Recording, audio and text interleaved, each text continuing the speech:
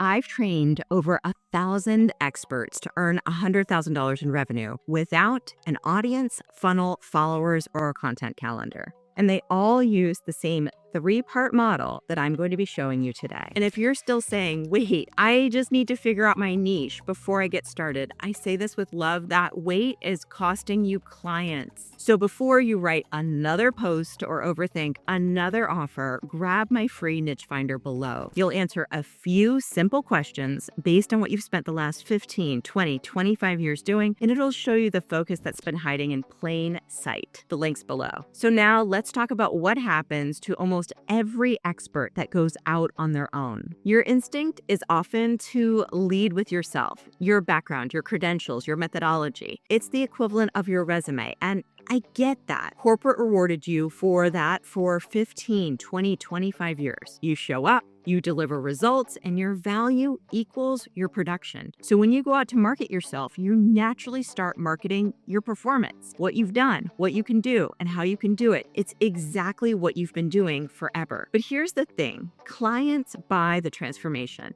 They buy the outcome that's on the other side of working with you. So if you've spent your entire career as the high achiever and the high performer, and now you're being asked to package that up, that is a totally different skill. The shift is to make it less about your accomplishments and more about the person that you're selling to. And yes, that's really, really hard to do when you've worked your whole career to get to where you are. But the goal here is to describe your buyer situation so accurately that they feel like you've been reading their mind. This skill in itself replaces any need for a content strategy because the people in your own network and the people who already know, like, and trust you will be so excited to refer you and will be asking you how you can work together. Because when you can articulate that dream outcome from their perspective, from that gap, if where they are right now to where they're going is the biggest thing that they're in pain around, that's where you're going to want to package up your expertise. It's really helpful to keep in mind at this point that your foot in the door offer doesn't need to describe everything that you know how to do. You may have extensive experience and you're absolutely going to use it all once you're doing the work with your client. But the sales conversation has to start with their biggest problem. I like to call this their painkiller problem. Painkillers are what you take in the middle of the night when your legs are cramping and you need to get back to sleep. That's how you want your offer to feel like to your ideal client. Vitamins, on the other hand, are really nice to take. They're helpful for your long-term health,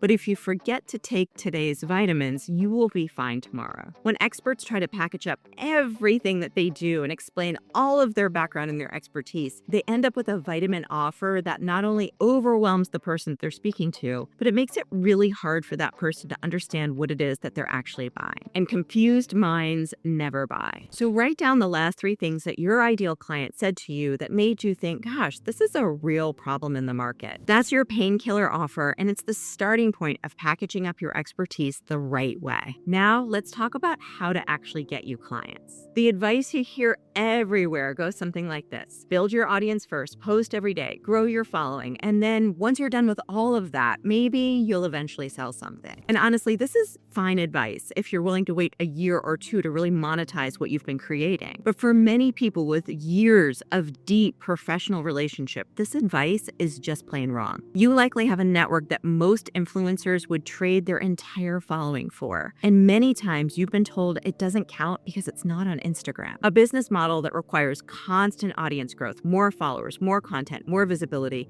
just isn't right at your stage of growth because your first clients aren't hiding in the algorithm. They're already likely in your network. Many people vastly underestimate the gold that they're sitting on just with the people that they already know. And they're often afraid of approaching these people in a way that feels overly salesy or sleazy, so then they don't end up reaching out at all. So they start posting content or trying to create a productized offer way too soon. And I'm a huge fan of getting there eventually, but it's important to do the right things in the right order because the years of relationships that you've built are worth more than 50,000 followers from people who don't know you, don't trust you, and can't afford you. Broad reach is for later on when you're ready to add on volume and additional revenue streams. But in the beginning, starting there is going to cost you a significant amount of cash. So let's just look at the math. 4 clients at $2,500 a month gets you to $10,000 a month. Most people already know or know somebody who knows their first 4 clients. And no, we're not talking about cold outreach here because that's like sending a message in a bottle. You just hope it lands somewhere useful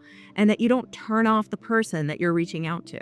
Warm outreach is simply making offers to help in a way that feels like service. And as a result, you get a completely different response. One of my students, Rinky, closed 6 out of 6 advisory clients that she just spoke to, every single one right after the first discovery call. From all 6, she was able to close a 12-month advisory partnership, a 6-month engagement, and 4 90-day strategy sprints. That's what happens when you're reaching out to people who already trust you with an offer that speaks directly to what they need and making offers to help without rushing to build a course or audience without that experience first. So this is something I actually learned the hard way myself. When I first started my business, I created this really extensive branding course that I was so proud of. It was after 15 years of experience in marketing and branding, and I was so excited to bring it to the market. Not one person purchased it. It wasn't that programs or courses weren't right for me.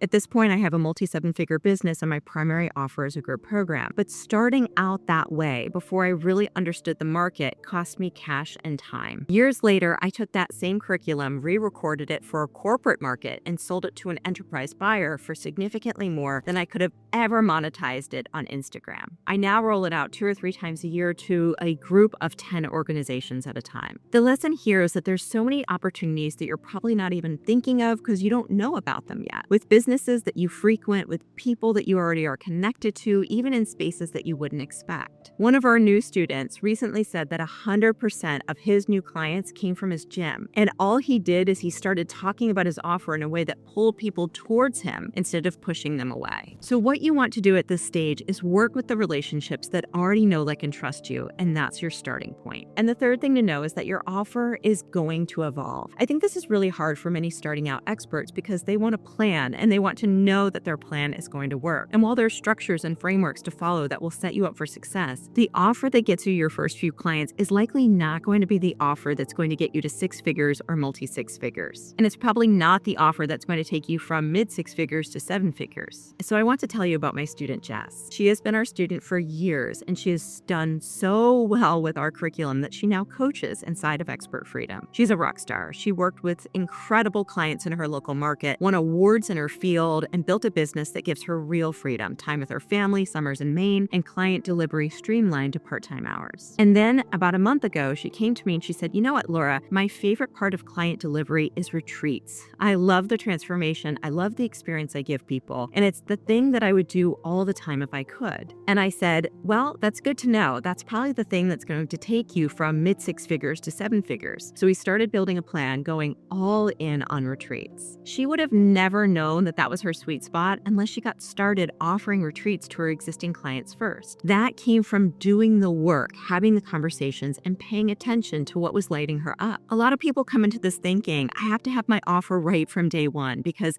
this is what I'm going to be delivering forever. But that's the opposite of what actually happens for most people in your position. The main thing is to start helping clients and having conversations so you can learn what lights you up and what also gets your clients results. So when you do this, 2 things happen. First, you confirm that the market exists and you start collecting the exact language that your ideal clients use to describe their own pain. And when you do finally create a one-to-many offer, a workshop, a retreat, a program, it doesn't feel like marketing. You're just sharing what it is that you've already done. This is where real confidence comes from. You're building to what you know is the true demand for where your skill set lies. You know the problems you solve are real. You know people want them solved. You know what language resonates. And you can market from that evidence, which feels completely different from marketing from hypotheticals where you just end up sounding like everyone else. It's the difference between expert content and yelling into the void. It's a little like a chef who opens a restaurant in a neighborhood she's been cooking in for years. She's not guessing what to put on the menu. She's feeding those people at dinner parties. She already knows what they love. She's just expanding and making it official. So as you start delivering, make sure to make note of what is and isn't working, what you love, what your clients seem to be responding to, and what gives them the best results. With every client delivery, refine your offer just a little bit until it's crystal clear to you where you want to take your offer long term. So here's what changes when you put all three of these together. You're packaging the transformation with your offer. The right person reads it and thinks, that's exactly where I am and exactly what I need. You work the relationships that already trust you instead of marketing to strangers on the internet, which feels like it's taking forever. You iterate as you build. You stay flexible and open, and you listen for opportunities to refine your offer. Getting to $100,000 a year is a packaging game. Every expert I've worked with who crossed it did these three things in this order. The ones who stayed stuck were in a model that required their constant performance, more time, more presence, and more output. When you understand your ideal client better than they understand themselves, you stop chasing clients and they start chasing you. And $100,000 becomes a natural result of that. If you want the full picture of how I've used this model to get to over 7 figures in revenue step by step, it's all in my 7-figure consulting plan, which is right here. I'll see you over there.